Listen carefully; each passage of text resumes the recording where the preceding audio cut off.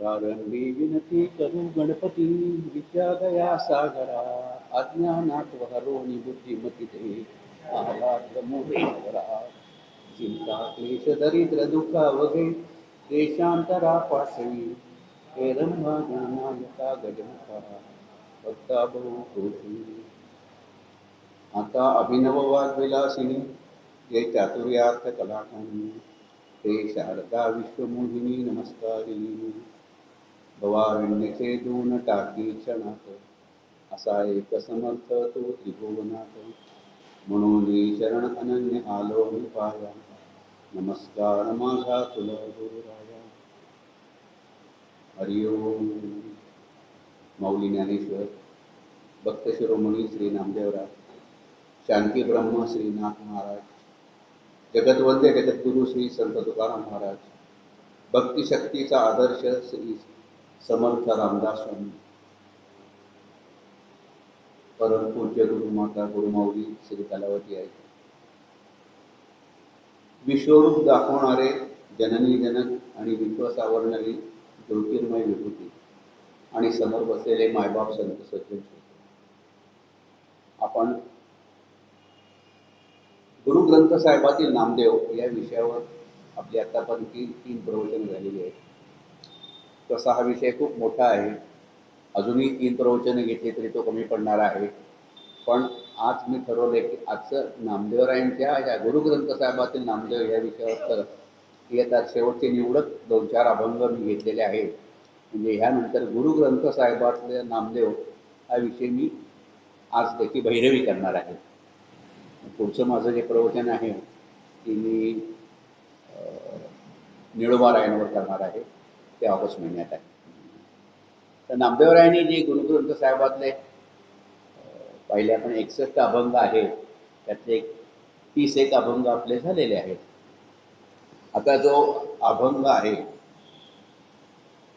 तर त्याची सुरुवात थोडीशी आपण मराठीच्या अभंगापासून करणार आहोत की एक जनाबाईंचा अभंग आहे की शुंभाचा करदोटा रक्त्याची रंगोटी नामा वाळवंटी कीर्तन करी नामदेवराय वाळवंटातच कीर्तन करायचे म्हणजे विशेषतः हे करताना आणि मग एकदा काय झालं की कीर्तन करत असताना नामदेवरायांना कळतं की वाल्मिकींनी शतकोटी रामायण केलेले आहे आणि त्यांच्या मनात असं येतं की आपण शतकोटी म्हणजे देवाचे अभंग शतकोटी विठुरायावरती शतकोटी अभंग करावे ते म्हणतात की चंद्रभागेच्या तिरी आई केल्या गोष्टी चंद्रभागेच्या तिरी आई केल्या गोष्टी वाल्मिकीने शतकोटी ग्रंथ केला तेणे माझ्या चित्ता बहु झाले क्लेश व्यर्थ मी आयुष म्हणजे वाल्मिकीने केलं म्हणून त्यांचा चित्ताला क्लेश नाही आले आपण काही केलं नाही म्हणून तेणे माझ्या चित्ता बहु झाले क्लेश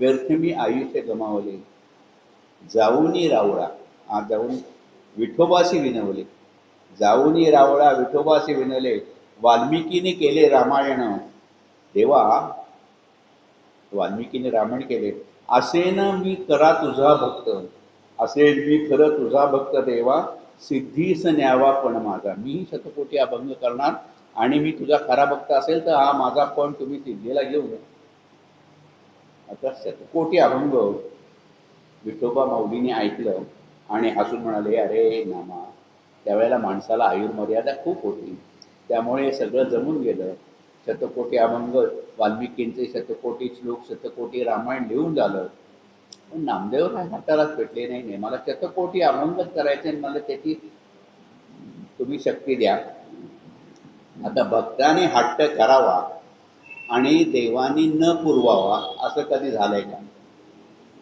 म्हणजे नुसतं अर्जुनाने म्हणलं की देवा मला विश्वरूप दाखवाल का असं नुसतं म्हणलं की माझी योग्यता आहे का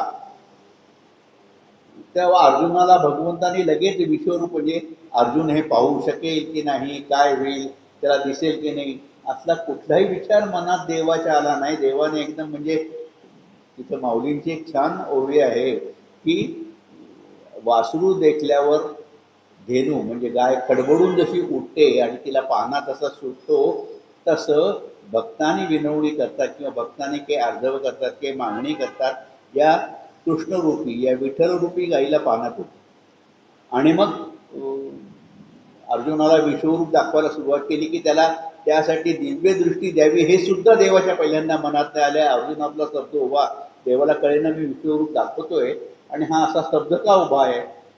आणि मग त्याला वाटतं अरे बरोबर आहे, मी तुला घाईघाईत विश्वरूप म्हणजे त्याचं दिव्य चक्षु द्यायचं विसरलो आणि त्यामुळे तुला काही दिसत नाही.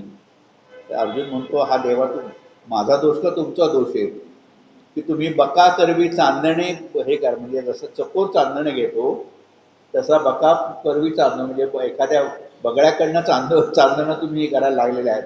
पण म्हणजे एखाद्या भक्ताने कुठली विनंती केली, खरं म्हणजे ध्रुवाला काय इच्छा होती, जो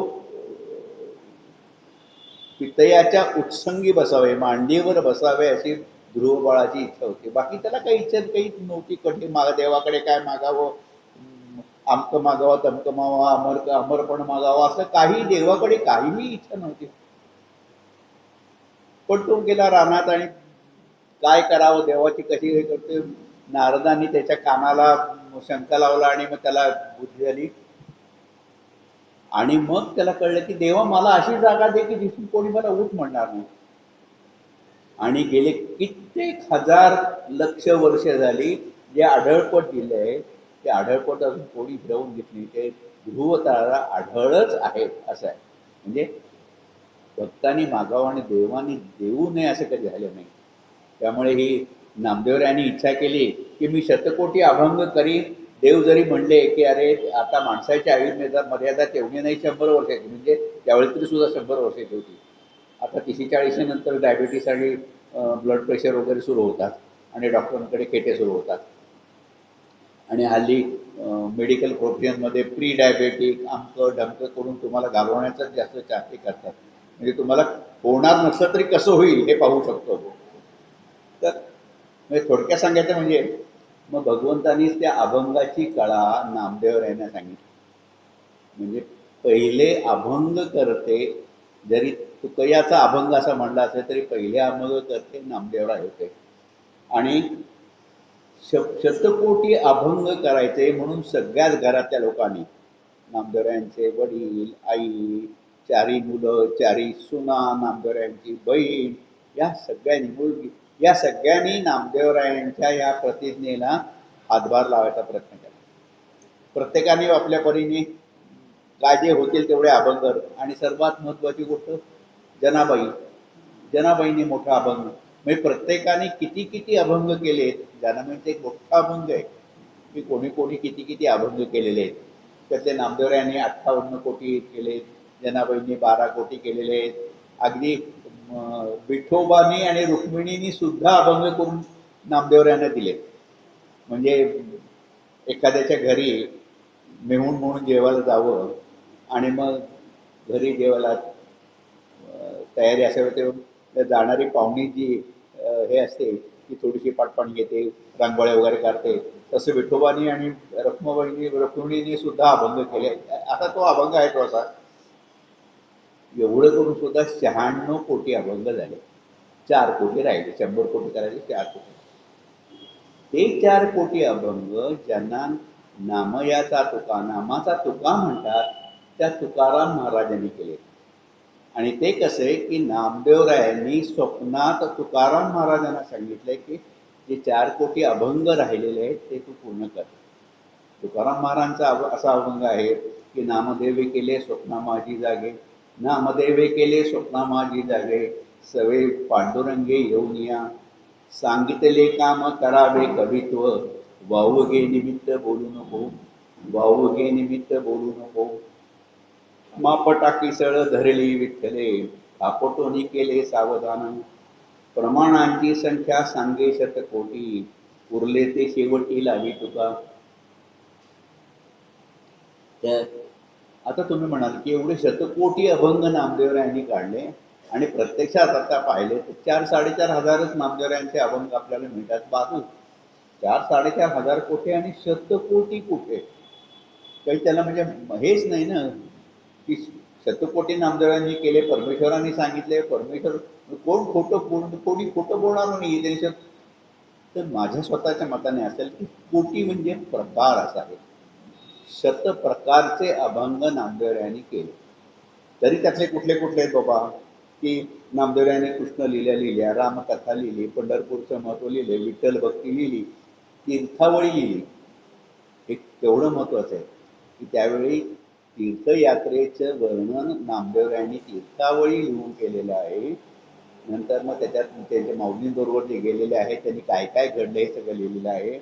नंतर पुढे माऊली, सोपान, चांगदेव, निवृत्तीनाथ यांच्या संजीवन समाधीबद्दल सांगितले. केवढे नामदेवरायांचे आपल्यावर उपकार आहेत, नाही तर आपल्याला कळलंच नसतं. ज्ञानदेवांनी समाधी कशी घेतली, सोपानदेवांनी कशी घेतली, मुक्ताबाई विजेच्या रोळात तापी नदीच्या किनाऱ्यावर कल्लोळात कशीही अंतर्धान पावली हे आपल्याला काहीच कळलं नसतं. आपलं त्यांची मोठेपणा कळलाच नसता.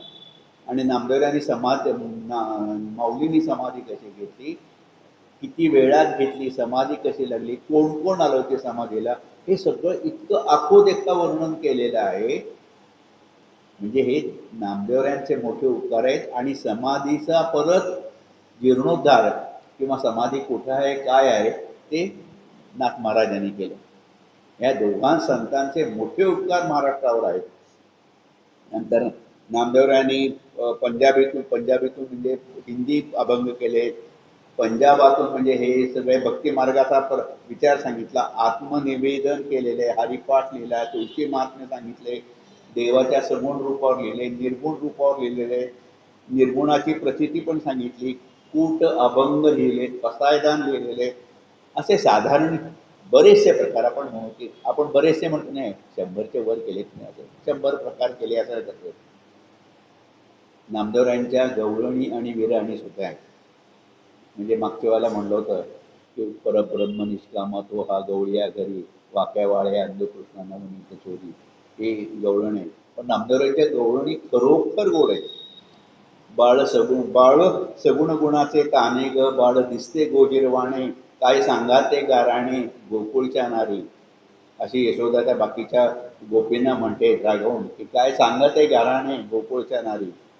किंवा तीच यशोदा कृष्णाला अशी खोट्या खोट्या रागाने का होईना म्हणते, कृष्णा राहे रे उगला, कृष्ण राहे रे उगला, नाहीतर सांगेन त्या बागोला, कृष्ण राहे रे उगला, नाहीतर सांगेन त्या बागोला, घुसळणाशी उशीर झाला रविसोड गोविंदा.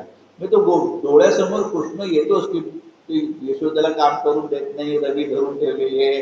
आणि सांगेन त्या बागोला म्हणजे मग ते सगळे जे मत्स्य कुर्म वराह अवतार येऊन गेलेले ते संबंध त्या अभंगात नामदेवरायांनी चितारलेले आहेत. सांगेन त्या बागोला म्हणजे जे झालेले अवतार, अशा गवळणी नामदेवरायांच्या आहेत. रूपे श्याम सुंदर नीलोत गाभा, रूपे श्याम सुंदर नीलोत गाभा, सखिये स्वप्नी शोभा देखीले, नेत्री विशाळ भाळ दंत हिरिया ज्योती, बाईये मदन मूर्ती देखील. अशी विरहणी पण, अशासारख्या विरहणी पण लिहिलेल्या. आता विरहणी म्हणजे काय बाबा, तर त्याला विरहाचे दुःख म्हणजे पती म्हणा, प्रियकर म्हणा, दूर गेलेला आहे आणि मग त्याच्या विरहात दुःख होतंय, उसासे टाकतोय, ही जी त्याची पत्नी आहे किंवा प्रेयसी आहे ती उसासे टाकली, तिला काही सुटत नाही, तिला झोप येत नाही. आणि मग हे सगळं त्या विरहिणीच असतं. पण यांच्या अभंगात नामदेव यांच्या विरहिणी, विशेषतः नामदेवांच्या म्हणायच्या विषयी मी म्हणेन, तुकाराम महाराजांच्या विरहिणी त्याचे उसासे विषय टाकत. तुकाराम महाराज त्याचे उसासे टाकणारे संत होते काय? ते काही उसासे विषय टाकत नाही, त्यांचा विरह नाही. ते त्यांनी आपल्या म्हणजे यांनी त्या परमेश्वराला आपला पती मानून, आपला भ्रतार मानून त्याच्या प्रेमात ते आकंठ बुडालेले आहेत. त्याला विप्रलंब शृंगार असंही म्हणतात. म्हणजे हे तुकाराम महाराजांचे 25 विरहिण्या अशा आहेत. आणि त्या अगदी म्हणजे तुकाराम महाराजांचे बाकी काही अभंग नाही वाचले ना, ते विरहिणी वाचा. इतक्या म्हणजे परखडपणे लिहिले आहेत. त्याने सांगितलेले की एखादी खामकी बाई असावी ना, आणि ती दुसऱ्या बाईला म्हणा मी तुझा नवरा चोरला आहे, तो माझा आहे, मी त्याला सोडणार नाही, काय तुला करायचं आहे तुझं. ती ठामपणे म्हणते की ठामपणे हा माझा भ्रतार आहे, तो पती आहे, माझा प्रियकर आहे. आणि पहिल्या पतीला मी माझ्या पहिल्या पतीला सोडून दिलेलं आहे. मग पहिला पती कोण? तर अविवेक रूप पती. जो अविवेक आहे तो माझा पती आहे, त्याला मी सोडून दिले, मी अविवेक टाकून दिलेला आहे. म्हणजे तुकाराम महाराजांनी सांगितलं की तो बुडा आहे न पुस्तक आहे, एवढं एवढं सगळं सांगितलेलं आहे. अशा मग ते म्हणतात तुकाराम महाराजांची विरहणी मुद्दाम सांगतो तुम्हाला की जगाच्या बाजारात अशी बाई जर गेली तर चार लोक काय म्हणतात, समाजात काय म्हणतात की बाई कसली आहे, शिंदळकी आहे, दुसऱ्याच्या नवऱ्याची. तर तुकाराम महाराज म्हणतात वाळो मज जन म्हणोत सिंदळी, वाळो मज जन म्हणोत सिंदळी, परी हा वनमाळीन विसंबे. हा माझा वनमाळी मी तू सोडणार नाही. सांडून लौकिके झालीये उदास, नाही भय आस जीवित असे, नाईके वचन बोलात या लोके, झाले हरित म्हणून तुका. 25 विराणी आहेत, तेव्हा तरी वाचा, फार सुरेख विराणी आहेत त्या अगदी, आणि अगदी रोखोक ठामपणे सांगितले आहेत, आणि सगळ्या आत्ताच्या वर्तमान वास्तवाला जुळणारे आहेत. तस गुरुग्रंथ साहेबात नामदेवरायांची अशाच एक विराणीची झलक आहे. म्हणजे एक विराणी घेतली मुद्दाम आता, त्या आपण आता गुरुग्रंथ साहेबापाशी आलेलो आहोत. तर गुरुग्रंथ साहेबातली एक विराणी अशी नामदेवरायांची, मै बौरी मेरा राम भ्रतारू. सोपं आहे, मेरा राम भ्रतारू, रची रची तकावू करू सिंगारू, भले निंदवू लोवू, तनु मनु राम पियारे जोगू, वाद विवाद काहू सिहून कीजे, रसना राम रसायनो कीजे, अब जीवो जानी ऐसी बानी आई, मिलवू गोपाल निशानु बजाई, पुसताती निंदा करे न नर कोई, नामे श्रीरंगू भेटर सोई. थोडक्यात ती विराणी म्हणजे ज्ञानोत्तर भक्ती आहे. म्हणजे नामदेवरायांना सगुण तर परमेश्वर भेटत होता, निर्गुणाची प्रचिती आली होती त्यांच्या गुरूंमुळे. ती ज्ञानोत्तर भक्ती आहे. आणि ते म्हणतात मी बावरी झालेली आहे, माझा पती तो श्रीराम आहे, त्याच्यासाठी मी शृंगार करते. मै बहुरी मेरा राम भ्रतारू, मी अशी बावरून गेलेली आहे, आणि माझा पती कोण आहे? राम. राम भ्रतारू, भ्रतार आहे तो. रची रची तकाऊ करून मी त्याच्याबरोबर शृंगार करते आहे. आता तो शृंगार कशाचा आहे? तो भक्तीचा शृंगार आहे, भक्तीचा शृंगार करतो. आणि मग ती पुढे म्हणते, आता मला कोणी भले बुरे म्हणा, कोणी माझी निंदा करा, मी माझे सर्व तन मन धन तिच्या रामाला वाहून टाकलेले, अर्पण केलेले आहे. भले निंदवू तनु मनु राम पियारे जोगू. यासाठी मला कोणाशी वादविवादही घालायचं नाही, काही करायचं नाही. माझ्या रचनेवर मी फक्त रामाचंच नाव लिहिलेलं आहे. मला त्या प्रभूच्या हृदयात स्थान आहे समजलं. म्हणजे रामाला सुद्धा असं, म्हणजे त्यांना असं वाटलं की रामाच्या हृदयात, रामाने आपल्या हृदयात नामदेवाचं नाव ठेवलेलं आहे, कोरून ठेवलेलं आहे. हे म्हणतात, ते म्हणतात की माझी प्रीती उकळून आलेली आहे, नामाचा नगारा ढोल वाजून मी त्याच्यात सामावून गेलेले आहे, त्याच्याशी आता एकरूप झालेले. एकरूप होऊन आता कोणी मला निंदा करा, मला काही बोला, काही करा, माझा तो पती, तो श्रीचा पती, तो श्रीरंग मला प्राप्त झाला. ही विराणी नामदेवरायांची गुरुग्रंथ साहेबात. हे नामदेवरायांनी गुरुग्रंथ साहेबात सुद्धा वेगवेगळ्या प्रकारच्या, एकाच प्रकारचे कुठले अभंग केले नाही, विराणी घेतलेले आहेत. आपण असे वेगवेगळे अभंग पाहिलेले, ही विराणी त्याने घेतलेली आहे. असाच एक पुढचा अभंग आहे की आपल्या माणसांना सगळे दिवस सारखे असतात, सारखे नसतात, हे सांगणारा अभंग आहे. की आपल्या आयुष्यात कधी असे सगळे दिवस सारखे आलेले आहेत, सगळं सुखाचे दिवस आहेत. म्हणजे पुलंनी व्यक्ती आणि वल्लीमध्ये ते चौकोनी गुळगुळीत कुटुंब तुम्ही कदाचित वाचलं असेल. ते जर आता भेटलं तर त्यांनाही काहीतरी आयुष्यात अडथळे आलेच असते. तसंच आहे, आपले सगळ्यांचे दिवस कधी सुखाचे दिवस येतात, कधी दुःखाचे दिवस येतात.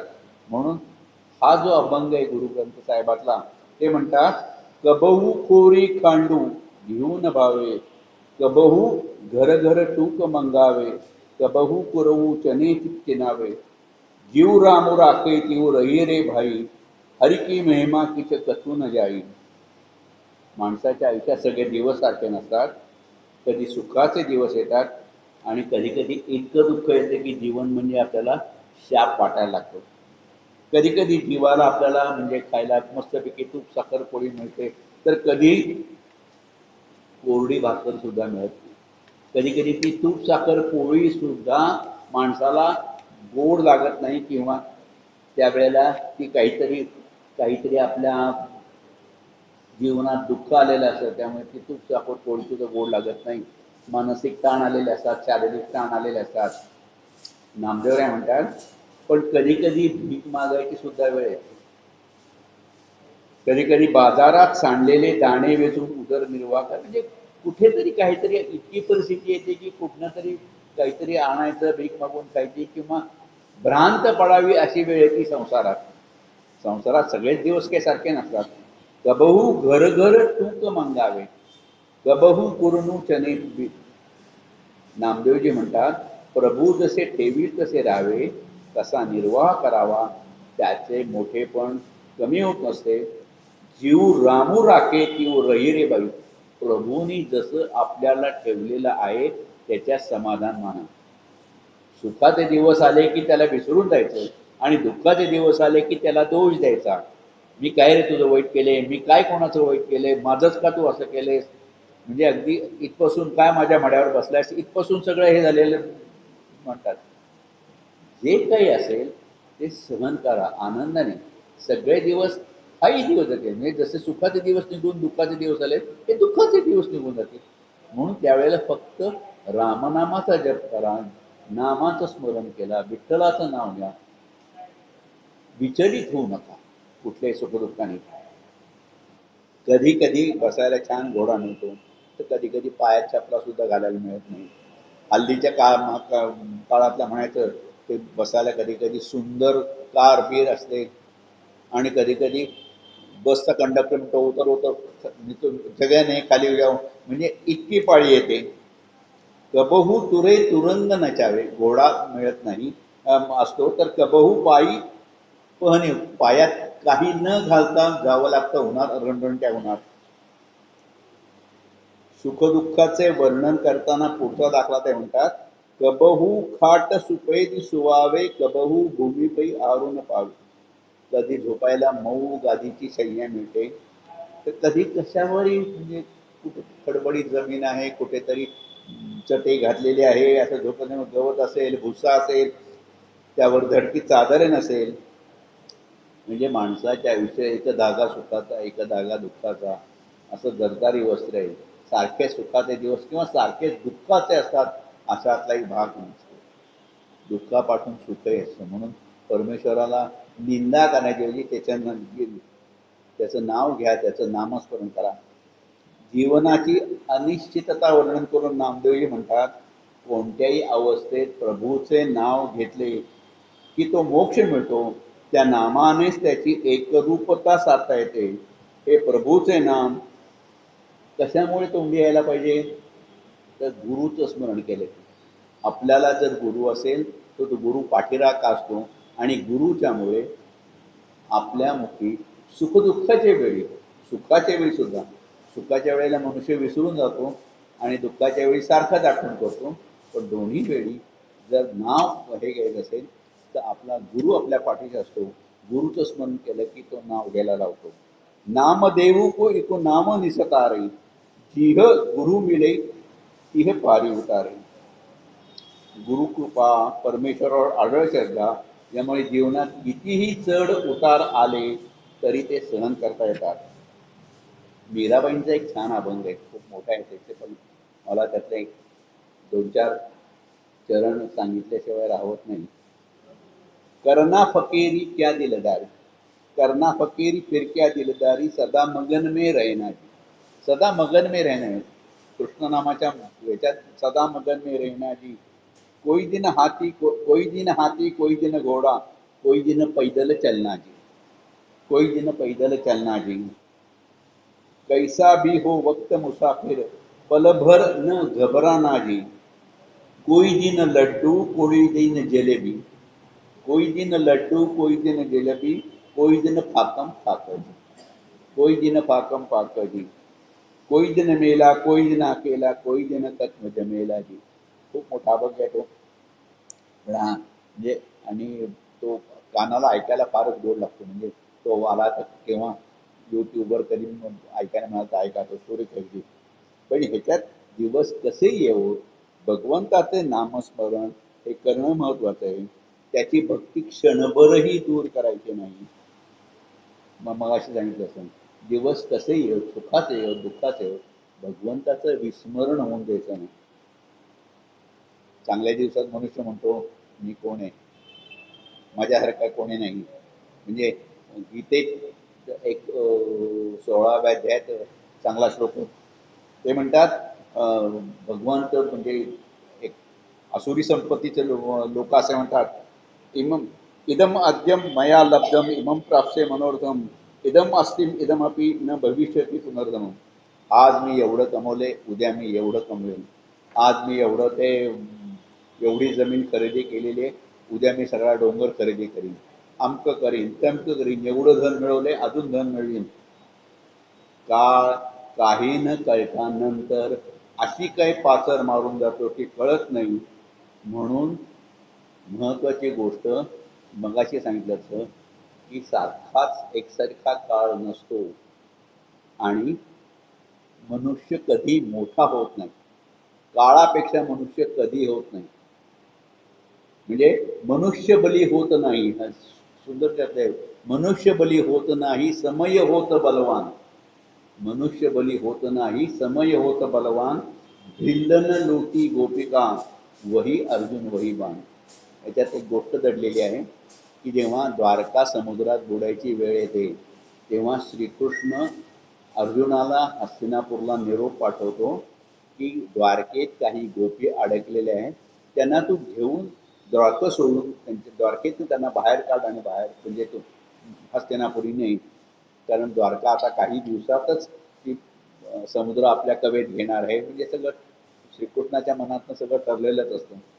तर मनुष्य बली होत नाही समय होत बलवान. अर्जुन जातो, त्या गोपींना घेतो आणि पुढे जाताना रानात भिल्ल आडवे येतात आणि अर्जुनाला काय एवढ्या ह्याच्या बृहन्नळेच्या वेशात विराटाच्या राज्यात एवढ्या समोरच्या अनेक कित्येक कोटी औक्षणी सैन्य कित्येक सैन्यावर अर्जुन एकटा स्वतः विजय मिळवलेला असतो. इतका तो वीर धनुर्धर असतो. शेवटी महाभारती युद्धात सुद्धा अर्जुनाने एवढा मोठा पराक्रम केलेला असतो, पण त्या भिल्लांच्या हातून त्याचा पराभव होतो. मनुष्य बली होत नाही समय होत बलवान. भिल्लन लुटी गोपिका वही अर्जुन वही बाण. तेव्हा हे महत्वाचे लक्षात ठेवायचं. याच्यात नामदेवराय म्हणतात की बाबा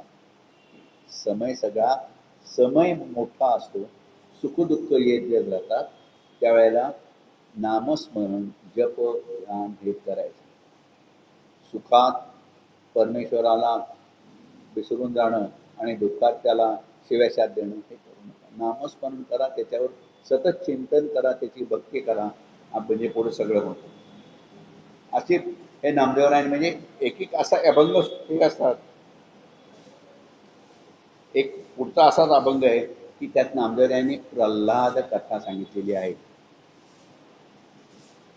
तर प्रल्हादाला शिकवायला संडा आणि मरका असे दोन शिष्य म्हणजे दोन गुरु होते. खरं म्हणजे त्यांचं नाव संडा आणि मरका नाही, चंद्रा आणि अमरका असे होते. पण नामदेवरायांच्या या अभंगात त्याचं नाव संडा आणि मरका असं केलेलं आहे.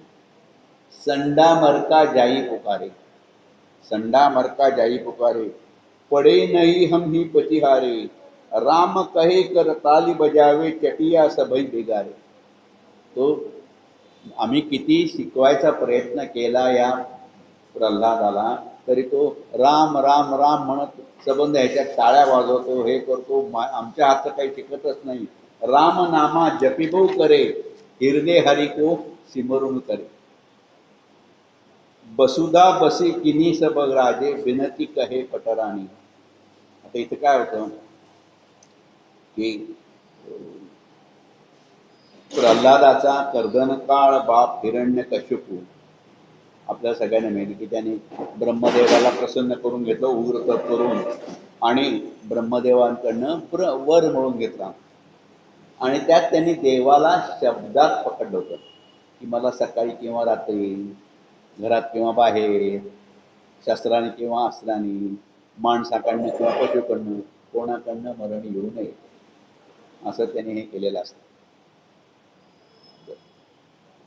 आणि मग आणि त्याच्या उलट काय होतं की त्याचा प्रल्हाद, त्याचा मुलगा प्रल्हाद हा त्याच्या अगदी विरुद्ध वागत असतो. ते देवाचा सारखा जप करत असतो, राम नाम घेत असतो, राम राम म्हणत टाळ वाजत असतो, टाळ्या वाजवत असतो, नाचत असतो.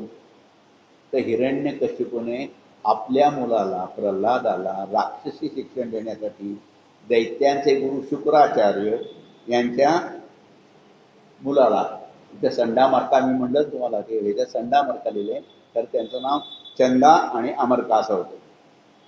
त्या मुलांनी, त्या शुक्राचार्यांच्या मुलांनी हिरण्यकश्यपूकडे तक्रार केली की हा प्रल्हाद अष्टोप्रहर देवाचं नामस्मरण करतोय, आम्ही सांगून सांगून थकलो, या उलट तो टाळ वाजवतो, देवाचे नाव घेतो आणि बाकीची मुलंही त्यांनी बिघडवायला लागलेली आहेत. राम नामा जपिबो करे हृदय हरिजी को सिमरून धरे.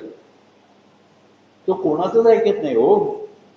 आईचं ऐकेल अशा अर्थाने हिरण्यकश्यपू आपल्या पत्नीला म्हणतो की प्रल्हादाला सांग की असं वागू नकोस.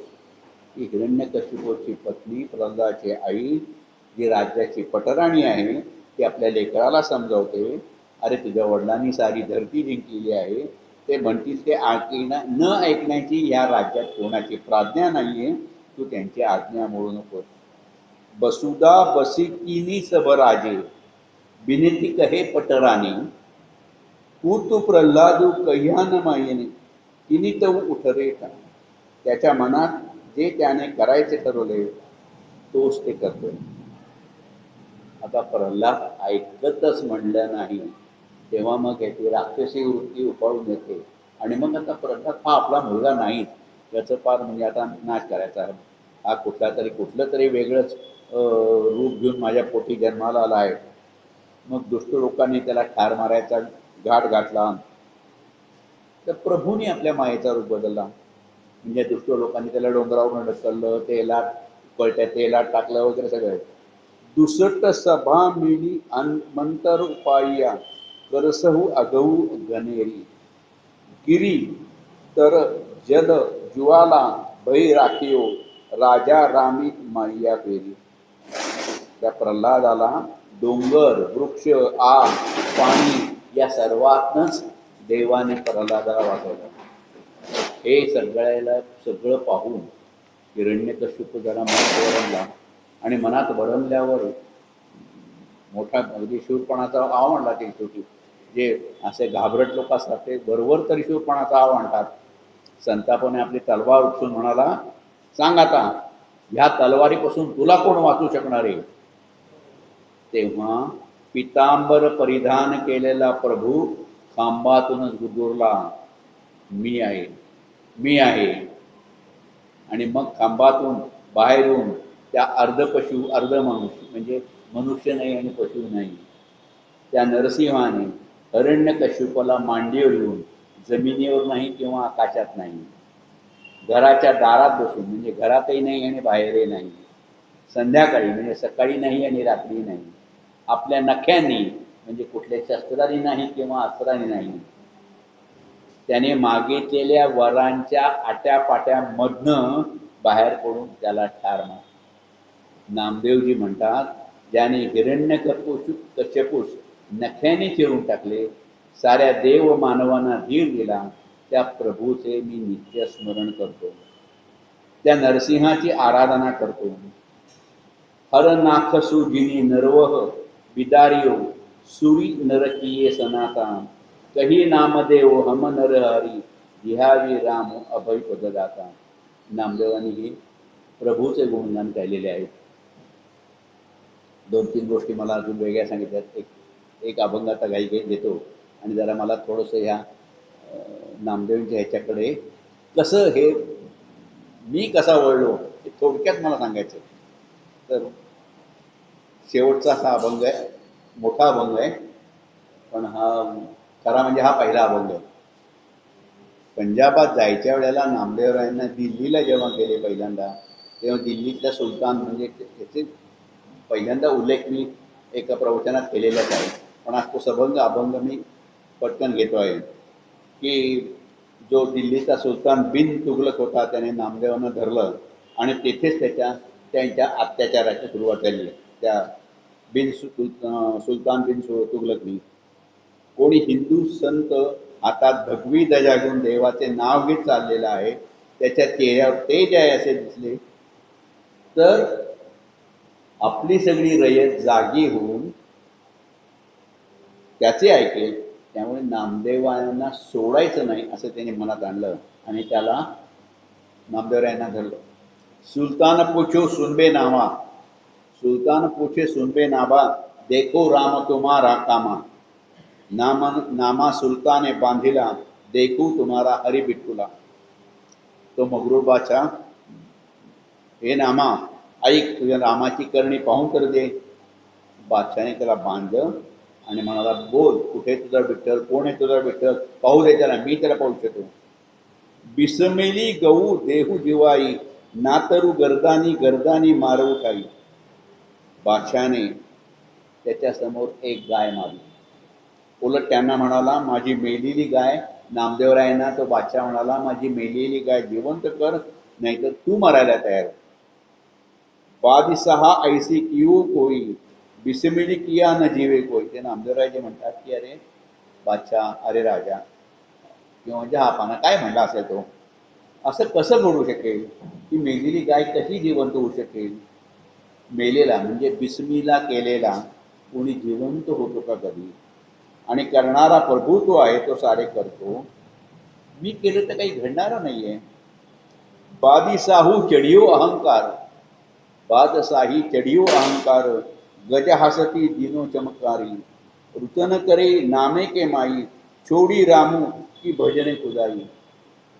बादशाह चिडला, त्याला म्हणजे त्याचा अहंकार मारला, तो म्हणजे चमत्कारिकपणे हसायला लागला. आणि नामदेवरायांची आई, याचा म्हणजे याचा अर्थ त्यावेळेला नामदेवरायांची आई वडील बहुतेक त्यांच्याबरोबर पंजाबात दिल्लीला गेलेले होते. रुदन करे नामई के माई, छोडी रामू की भजई खुदाई. ए नामा, अरे नामाचं नाव घेऊन खुदा खुदा म्हण, अल्ला अल्ला म्हण, काहीतरी म्हणतात. नामदेवराय म्हणतात की हे ते म्हणतात, मी माझ्या रामाचं नाव सोडून मी काहीही म्हणणार नाही. ते ऐकून बादशाला भयंकर मोठा राग येतो. तो म्हणतो की त्याच्या अंगावर हत्ती सोडतो. तो हत्ती येतो आणि नामदेवरायांपाशी थांबतो. ती आई मोठ्याने ओरडत म्हणत होती, अरे नामा, तू तू राम नाम नको घेऊ, खुदा म्हण, खुदा म्हण, अल्ला म्हण, अल्ला म्हण. न हाऊ तेरा पुंगडा. मग नामदेवराय तिला म्हणतात, तू हाऊ तेरा पुंगडा, मी तुझा मुलगा नाही. न तू मेरी माई, पिंडू पडे तऊ हरी गुण गाई. आई तू काय बोलतेस, मी तुझा नाम्या नाही, तू माझी आई नाही.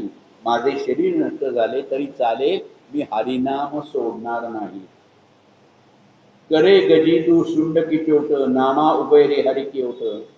हत्ती आपल्या सोडण्याने नामदेवरायांवर हल्ला करतो, त्यातूनही ते वाचतात, कारण त्यांना प्रभूचा आधार आहे. काजी मुला करही सलामू, इन हिंदू मेरा मलिया म्हणून. बादशाह पाहतो हत्तीचा हल्ला फुकट गेला.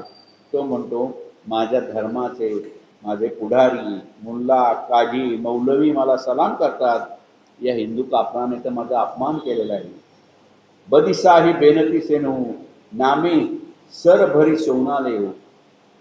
नामदेवरायांना अशा संकटात होऊन तिथले सगळे हिंदू एकत्र येतात आणि ते म्हणतात, बादशाह सलामत, आपण त्याला सोडा, त्याच्या वजना इतके आम्ही सोने तुला देऊ. खरं म्हणजे जरा अनोखं उदाहरण आहे. हिंदू कधी एकत्र येत नव्हते, येतही नाही, पण झालंय तिथं की सगळे हिंदू एकत्र येतात. बादशाला म्हणतात, नामाच्या वजना इतकं तुला सोनं देतो, पण त्या नामाला सोड. माऊ लेऊ ताजकी परवू दीनू छोडू दुनिया करव. दाजकी दाजकी म्हणजे हे काय नरकात. मी जर अशी लाज घेतली तर मी नरकात पडेल आणि याला दिवसा सोडलं तर सगळीकडे बोबाटा होईल, मी त्याला सोडणार नाही. पाहू बेडी हात उताल नामा गावे गुणगोपाल. नामदेवांच्या हातापायात बेड्या घातलेल्या आहेत, परंतु तो टाळ घेऊन विठ्ठल नामाचा जप करतोय, नामाचं स्मरण करतोय, त्याचं गुणगान करतोय. कारण भगवंतावर नामदेवांची अनन्य भक्ती आहे. भगवंत येतील आणि काहीतरी करतील अशी त्याची इच्छा आहे. गंग जमुन जब उलटी बहे तऊ नामा हरी करता रहे. सात घरी जब बीती सुणी अजहून आयो त्रिभुवन धडी. नामदेवराय म्हणतात की एक वेळ गंगा यमुना उलट्या वाहतील पण मी हरिनाम सोडणार नाही. कोणत्याही दबावाखाली खुदा खुदा म्हणणार नाही. गाय जिवंत करण्यासाठी बादशाने 8 प्रहराची मुदत दिली होती. त्यातले 7 प्रहर उलटून गेले होते. देवाचा पत्ताच नव्हता. पाखंतपण बाजत बजाईला गरुड चढे गोविंद आईला. अपने भगत परिकी प्रतिपाल गरुड चढे आये गोपाल. 8वा प्रहर सुरू आणि त्यावेळेला पंखाचा फडफड फडफड असा आवाज आला. गरुडावर बसून स्वामी आले. आपल्या भक्ताचा प्रतिपाल करण्यासाठी ते आले. म्हणजे भक्तांनी हाक मारली, आर्त स्वभावात हाक मारली आणि ते आले नाही असं कधी होत नाही. म्हणजे आपली भक्ती जितकी सच्ची आहे, आपली भक्ती जिथं आर्त आहे. इथे भक्ताचे 4 प्रकार सांगितले, आरती, अर्थार्थी, जिज्ञासू आणि ज्ञानी. पण आर्ततेने सुद्धा भगवंताची भक्ती होती हे महत्वाचे.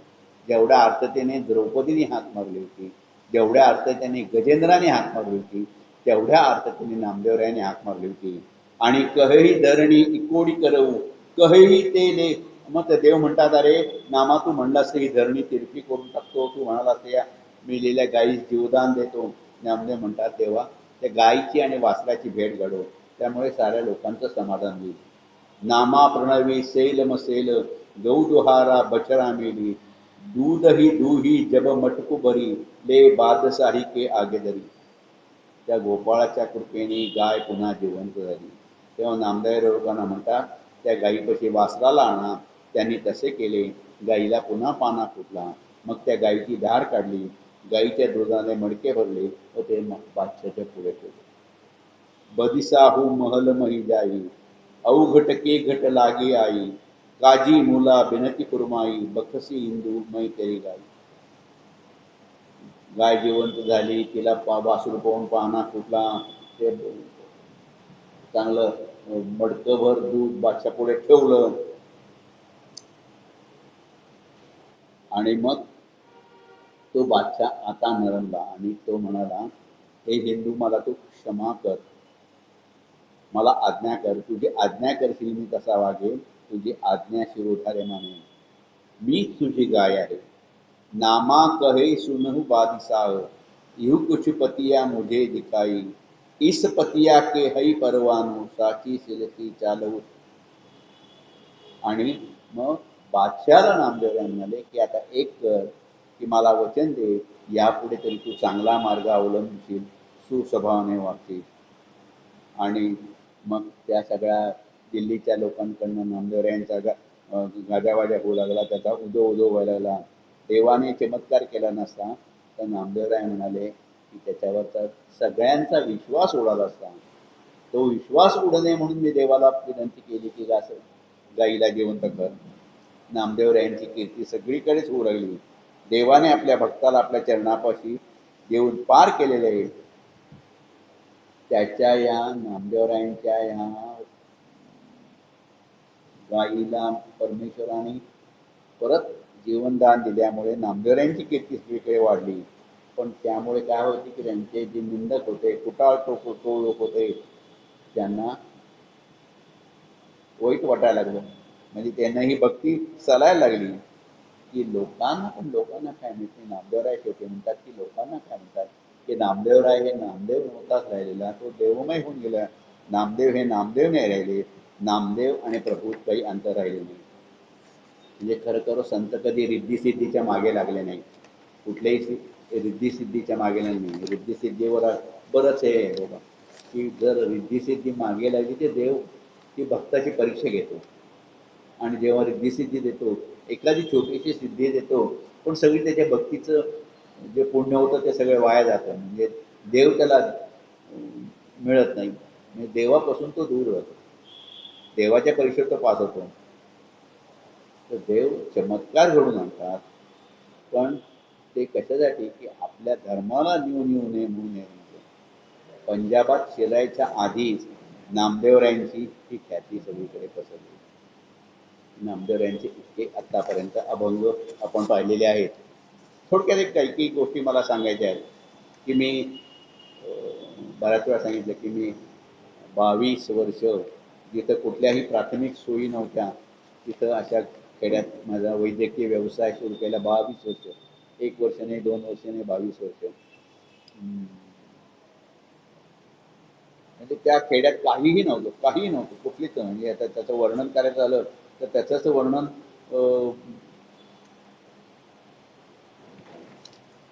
बरंच करावं लागेल.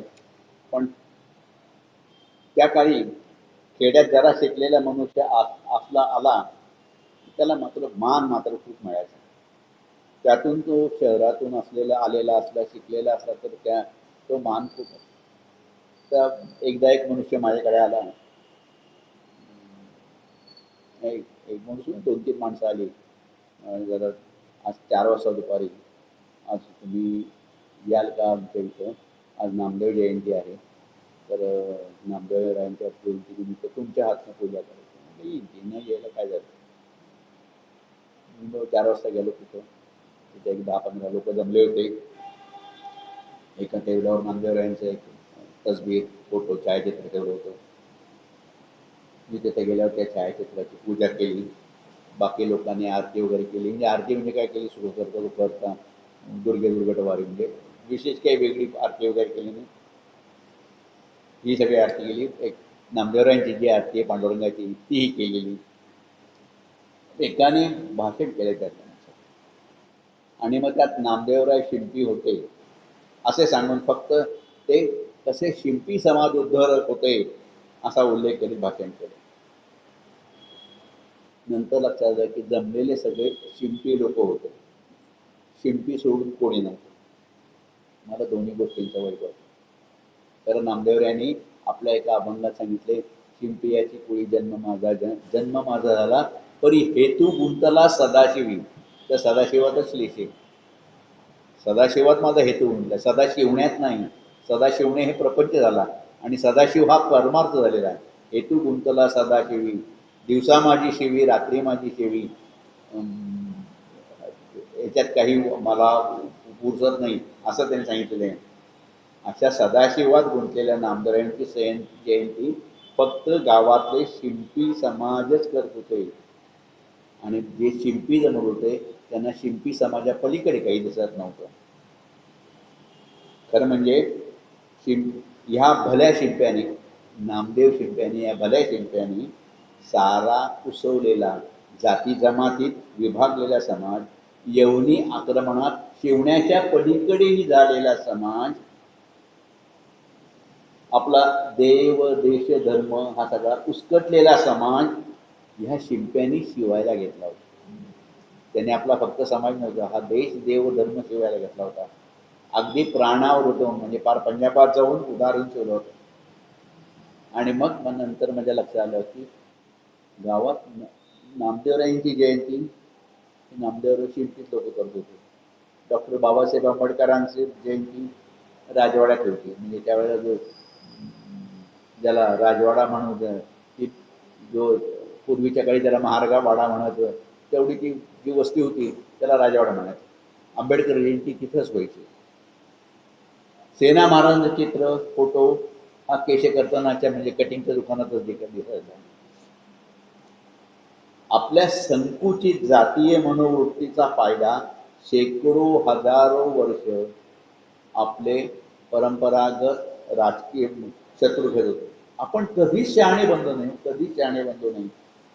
म्हणजे एकसंघ आपण एकत्र राहतो, तर शत्रूविरुद्ध अस्सल फुत्कारणारा जात नसलेला जातीवंत भुजंग आपण झालो असतो. पण आपले सगळं काय झाले की शेणात पडलेल्या आळ्यांप्रमाणे जाती जातीतले किडे झालेले. एक फुटकाळ टाकणारा भुजंग आपला निर्माण झालेला नाही. कोणी येऊन आपल्यावर राज्य केलेलं आहे, आपला देव देश धर्मावर शिव्या घातलेल्या आहेत, संस्कृतीवर हल्ले केलेले, भयान हल्ले केलेले आहेत, या महान आर्यावर्ताची वाट लावून टाकलेली आहे. पण संतांच्या शिकवणीची संस्काराची पाळेमुळे ह्या मातीत खोलवर रुजल्यामुळे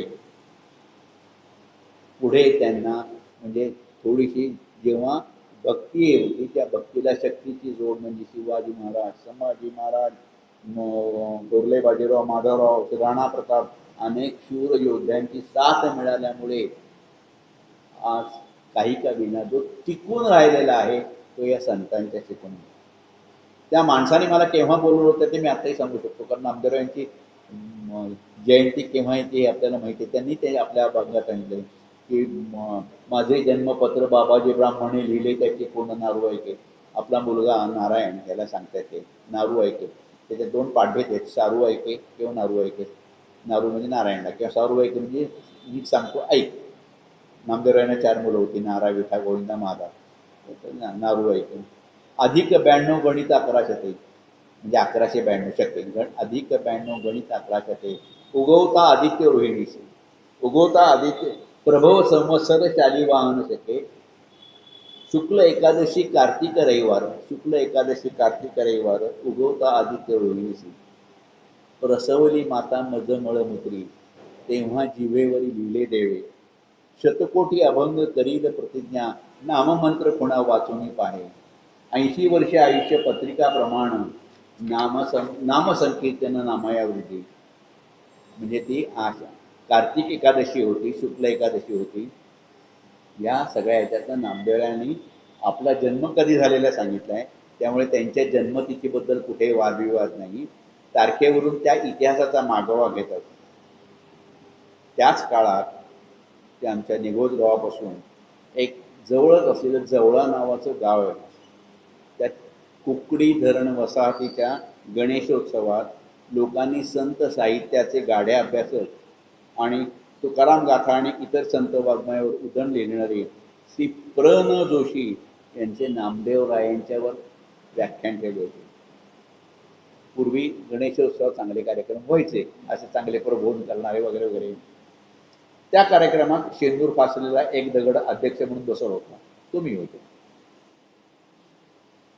त्यांनी एवढं प्रणव जोशींनी सुरेख भाषण केलं, इतकं सुरेख म्हणजे प्रेमे पाझरती लोचन, इतकं नामदेवरायांचे इतकं सुरेख वर्णन केलं की त्यांच्या भाषणानंतर अध्यक्ष म्हणून मी भाषण काय करणार. त्यावेळेला अभ्यास तर काहीच नव्हतं, शून्य अभ्यास. फक्त एक सांगितलं की एक मी सांगू शकतो की मी याच्या पुढे नामदेवरायांचा पुढे केव्हा ना केव्हा तरी अभ्यास करू. आणि त्यावेळेला काही अभ्यास केला नाही. पण प्रण जोशी जेव्हा होते तेव्हा कधी कधी तुम्हाला सांगतो की आपल्या आयुष्यात कधी कधी काही काही मोठी माणसं इतकी येतात, पण त्यांचा मोठेपणा आपल्याला नंतर कळतो. प्रणव जोशींसारखा मनुष्य जवळ येणे, बसणे, बोलणे, त्यांचा अध्यक्षपणाचा पान कशा का होईना आपल्याला मिळणे. आम्हाला संस्कृतला नन्ना भिडे नावाचे सर होते. ते साधा साधा कोट, पांढरा शर्ट, एक तपकिरी कोट, धोतर, चपला, डोक्यावर काळी टोपी असा त्यांचा पेहराव होता. त्यांना हिंदी, इंग्रजी, मराठी, संस्कृत, फ्रेंच, जर्मन एवढ्या भाषा येतो. आणि सर्वात कळस आणि आम्ही त्यांच्याशी अगदी गप्पा म्हणजे लहान होतो अगदी सरांशी, त्यांच्या हाताशी खेळून खेळून सर आज आज तुम्ही संस्कृतमधूनच बोला. त्यांनीच आम्हाला जे टेबल म्हणजे टेबलापाशी उभं राहून वर्गात जे बोलायची एक याची शिक्षण दिलं की सभाधिकपणा दिला त्यांनीच दिला आम्हाला. त्यांनी असे विशेष ठरवायचे देव आहे की नाही, देव आहे किंवा देव नाही. याच्यात 3 जणांनी ह्या विचार आहे म्हणून बोलायचं, 3 जणांनी नाही. मग शेवटी एक अध्यक्ष म्हणून त्यांनी बोलायचं. म्हणजे ह्या सगळ्या ह्याच्यात त्यांनी त्या नन्ना भेड्यांचं कदाचित तुम्हाला माहीत नसेल तर मोठं सांगतो की जी संघाची प्रार्थना आहे, नमस्ते सदा वत्सले मातृभूमी, ती त्यांनी दिली. म्हणजे इतके मोठे लोक आयुष्यात येऊन गेले, फक्त त्यांचा मोठेपणा कळायला नंतर कळालं. पण एक झालं की त्यांच्या मोठेपणाची थोडीशी पुण्यही आपल्याला लाभली, की आपल्याला पुण्य पूर्व संचित होतं म्हणून आपल्या याच्यात वाडवडिलांची पुण्य संचयी होती म्हणून आपल्याला हे झाले. मग तुकाराम म्हणजे संत वाङ्मयाची आवड झाली, ज्ञानेश्वरी, तुकाराम महाराज, दासबोध, मनोबोध, समर या सगळ्यांची ओळख झाली. प्रणव जोशींना फक्त एकटं सांगितलं होतं की मी नामदेवरायांचा अभ्यास करीन, एवढंच तुम्हाला मी आत्ता हे करून म्हणजे माझे शब्द देतो. आणि पुढे मग जेव्हा ज्ञानेश्वरीचा अभ्यास केला, गीतेचा अभ्यास केला, तुकाराम महाराजांचा अभ्यास केला, तेव्हा पंढरपूरचे जे नित्य जे म्हणून होते त्यांच्या ह्याच्याखाली नामदेवरायांचा अभ्यास केला. आणि मग तुकाराम महाराज म्हणतात तसं देव पाहायला गेलो देव होऊन आलो, तसं नामदेव पाहायला गेलो नामदेव होऊन आलो. आणि मग असं वाटलं की नामदेवरायांचा एवढा अभ्यास करतो, त्याच्यात होतं काय की हिंदी अभंग किंवा पंजाबी अभंग थोडंसं कंटाळवाणं, म्हणजे आपल्याला अर्थ कळत नाही म्हणून कंटाळवाणं होतात, मग ते बाजूला टाकले जातात, अभ्यास असा होत नाही कसे फारसे. तो अभ्यास तर करायचाच होता, त्याचं अर्थ लावायचा होता. त्यातून नामदेवरायांनी आपल्याला काय सांगितलं हे मला सांगायचं होतं. आणि तो अभ्यास करता करता बरोबर की आपण अभ्यास तर करायचाच करायचा, पण तो अभ्यास इतरांना नाही सांगायचा. की नामदेवरायांनी किती हा मोठा अभ्यास केलेला आहे. नामदेवरायांच्या परीक्षेत कर्मधर्म संयोगाने म्हणजे कुठलाही अहंकार नाही, अभिमान नाही, काही नाही, पण नामदेवरायांच्या परीक्षेत प्रथम क्रमांकाचं बक्षीस म्हणतो. इथे गीता धर्ममंडळात गीता प्रभूच्या गीता ह्याच्यात 2 नंबर, म्हणजे प्रत्येकाचा परीक्षेत झाल्यावर असं कळलं, म्हणजे समीक्षक झालो. समीक्षक झाल्यावर जे पहिली मीटिंग झाली, सभा झाली, त्याच्यात म्हणलं होतं की समीक्षक झाल्यावर एक कळलं की आपल्याला काही कळत नाही. त्यामुळे परत परत परत परत अभ्यास झाला आणि परत परत अभ्यासामुळे ही संत वाङ्मयाची ओढ लागली. म्हणजे बहुत सुकृताची जोडी म्हणून विठ्ठल आवडी, हे जे म्हणतात ना की विठ्ठल आवडी, म्हणजे तेव्हापासूनच विठ्ठल आवडायला लागले. आणि विशेष म्हणजे तुम्हाला ऐकून येत असेल की पूर्वी फार मोठे लहरा पांगरकर होऊन गेले. त्या लहरा पांगरकरांचे नातू त्यावेळेस निवडलं कुठल्या तरी ऑफिसमध्ये काम करून तिथं बदलून आले होते, आणि ते सारखे मागे लागायचे, डॉक्टर ज्ञानेश्वरी वाचा, डॉक्टर ज्ञानेश्वरी वाचा, ज्ञानेश्वरी वाचा. त्यांनी मागे लागून आणि मग स्वतः ते ह्याच्यात गेले, नेवाशाला गेले, तेव्हा त्यांनी तिथं एक ज्ञानेश्वरी विकत घेतली. त्या ज्ञानेश्वरीची किंमत 5 रुपये होती. की तिथं ज्ञानेश्वराने जिथं याचा पैशाचा काम जिथं ज्ञानेश्वरी सांगितली, तिथं त्या पैशाच्या खांबाला टेकून मला वाचा म्हणे, सुरुवात करा. त्या 5 रुपयाची हे नाही आहे, पण त्यांनी जेवढं बहुमोल दिलेलं आहे, त्यामुळे जगात थोडंसं काय होतं की सुखदुःखाचे डोंगर येऊन सुद्धा वृत्ती थोडीशी शांत चित्त समाधान होतं. आणि माझी आई मला सांगायची नाही की हे अभ्यास करणं याची अवघड तीर्थयात्रा, या म्हातारपणच्या गोष्टी नाही आहेत, या तरुणपणीच करा. म्हणून ज्या अवघड ज्या ते तीर्थयात्रा आहेत, बाबा केदारनाथ, बद्रीनाथ, आमचं म्हणजे जिथं चढण आहे हे आहे, ते आम्ही तरुणपणीच केल्यामुळे आता असं वाटतं ना की आता जाऊ शकणारच नाही, किती मनात आणलं तरी जाऊ शकणार नाही. आणि त्यावेळेस तिने ती गोडी लावली, या पांगारकरांनी लावली, या निकटे सरांनी लावली, असे सांगितले. नामदेवरायांच्या बाबतीत एक सांगता येईल की कर्मधर्म संयोगाने मी डॉक्टर असल्यामुळे माझ्या आईवडिलांना कधी हॉस्पिटलायझेशन करावं लागलं नाही. त्यांना घरीच औषध पाणी केलं. कधी काही वाटलं तर कुठल्या तरी कन्सल्टंटला, ओळखीचे कन्सल्टंटला यायचे, दाखवायचे, पाहायचे, अरे बरोबर करताय, चांगलं करताय, असं करता, त्याच्यात अजून हे करा, ते करा, हे सगळं. ते आई वडील ह्याच्यामुळे कशामुळे त्यांच्या घरीच सगळं म्हणजे शेवटचा श्वास सुद्धा त्यांनी घरीच घेतला. आई गेल्याच्या दुसऱ्या दिवशी आपल्या करंदीकर सरांचा फोन आला होता. आणि करंदीकरांचा सर त्यांना माहीत नव्हतं मला म्हणाले अमक्या अमक्या तारखेला, त्या दिवशी आईचा माझा 9वा होता, अमक्या अमक्या दिवशी मी नामदेवांच्या भक्ती योगावर बोलावलं. म्हणलं बोलेल. खरं सांगू, सारखी आई जी डोक्यात घोळत होती, कारण घरातच होती, सारखं तिचं सगळं पाहिलं होतं. म्हणजे मी माझ्या ह्याच्यात लिहून ठेवलेलं आहे की तिचे शेवटचे जेव्हा श्वास सुरू होते तेव्हा माझ्या मनातला डॉक्टर बनवता संपले सगळं, संपले सगळं, आणि मनातला मुलगा म्हणतो नाही नाही अजून एक श्वास घेईल, अजून पुढचा, आणि एक आता इंजेक्शन दिलं की ती परत बरं होईल. म्हणजे असं द्वंद्व चाललं होतं. माझ्या डोळ्यात व्यक्त गेली. माझं म्हणजे ते असं एक चित्त असं विचलित झालं होतं. पण त्यांनी जे फोन केल्यानंतर मी नामदेवरायांच्या त्या प्रवचनामध्ये अभ्यास झालेला होता, पण प्रवचनासाठी एक 5-6 दिवसात नामदेवरायांच्या भक्तियोगावर भाषणाची तयारी केली. विशेष म्हणजे त्यावेळेला भाषणाला जी गर्दी आली होती, सगळ्यांनी माझ्या आईला श्रद्धांजली वाहिली. त्या दिवशी सकाळीच नेमकी वर्तमानपत्रात बातमी आली होती आईची. तेव्हा करंदीकर सरांचा फोन, अहो तुम्ही सांगितलं का नाही मला सकाळी, तुम्ही आज आजचं रद्द करायचं का तुमचं? नाही नाही म्हटलं सर, करायचं. नामदेवरायांनी ती शक्ती दिली की माझं दुःख सगळं, त्यांनी आभाळ एवढं दुःख नामदेवरायांनी कसं दूर केलं ते कळालं नाही. नामदेवरायांचे अभंग इतके गोड आणि प्रासादिक आहेत.